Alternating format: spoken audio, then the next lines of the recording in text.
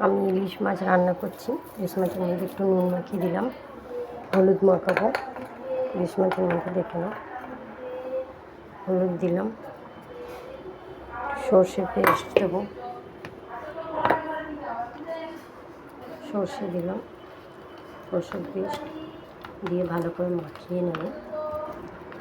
নিয়ে বাটির মধ্যে আমি সাজিয়ে নিচ্ছি মাছটা।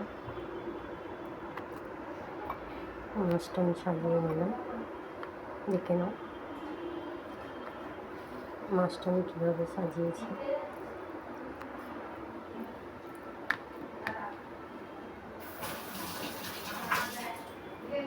ওর মধ্যে আমি সর্ষের তেল দেবো, সর্ষের তেল দিলাম মাছে। কাঁচা লঙ্কাটা দেবো,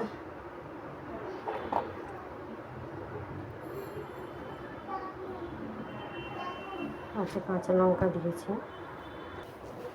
দেখো আমি মাছটা রেডি করে নিয়েছি। এবার ভাপাতে দেবো মাছটা। ইলিশ মাছটা মাইক্রোওভেনে দেবো 6 মিনিটের জন্য। দেখো ইলিশ মাছের মাথাটা ভাজবো। এটা তেল বেরোবে, তেল দিয়ে ভাত খাওয়া হবে। মাছের তেলটা দিয়ে মাছের মাথাটা আমি ভেজে নেবো ভালো করে।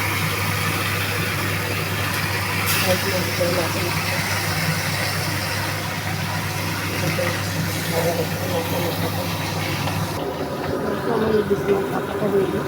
সুন্দর সুন্দর একটা তেল ইলিশ মাছ ভাপা আমার রেডি হয়ে গেছে।